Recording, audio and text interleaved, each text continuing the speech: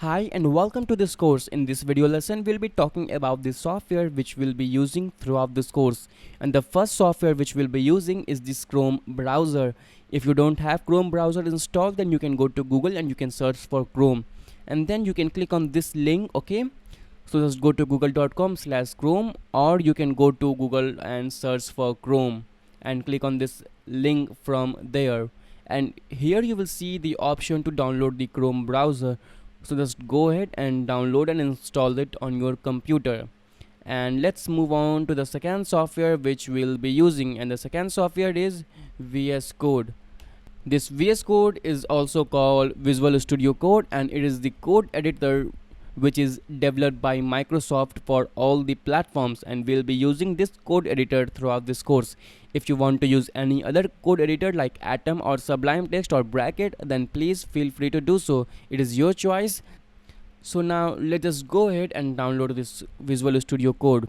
So just click on this link which is from code.visualstudio.com, and in here you will see the download option for your respective operating system. If you are using a Mac just like me, then you will see the option for downloading for Mac, and if you're using a Windows machine, then you will see the option for download for Windows, and if you're using Linux, then you will see download for Linux button.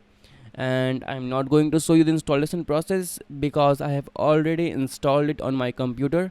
So just go ahead and click on this download for Mac button or download for Linux or Windows button and download and install it on your computer. And now let's move on to the third tool which we'll be using, and the third tool is Postman. So just go to Google and search for Postman. And the first question is, what is this Postman and why do we need it? Well, Postman is the standard for testing your API, and we will use this Postman software to send request to our server. We'll use this to send request to our API.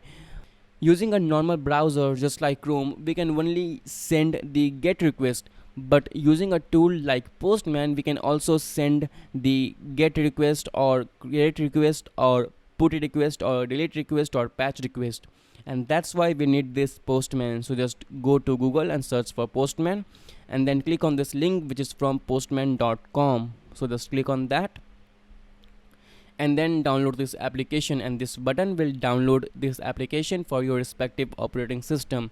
It is a wonderful tool and it is kind of the standard in the industry. Also, this tool is used for many different things. As you can see here, we'll be using this API client feature of this Postman, and maybe we'll use this documentation feature also.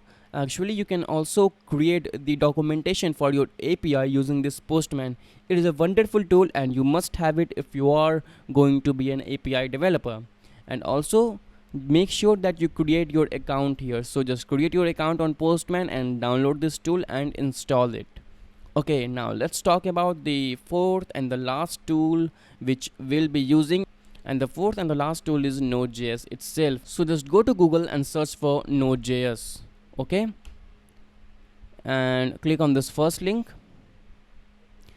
and here you will see the option for LTS download and for the current download. So what is the difference between LTS and the current version? Well, LTS stands for long-term support, and the LTS version are supported for a longer period of time, whereas the current version are kind of like a minor version which are not supported for a longer period of time. So if you are building a production application, then make sure that you stick with the LTS version because it is more stable than this current version. But for this course you can go with anyone, but I'll stick to this LTS version because I have some production API on my computer, and that's why I will not download this current version.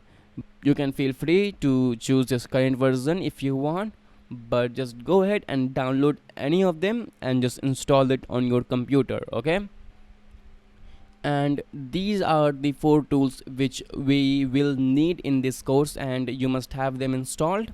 And that's gonna be it for me for this video, and if you have any questions or comments, make sure to leave them down below. And yes, we'll talk about the Node.js in the next video. Bye.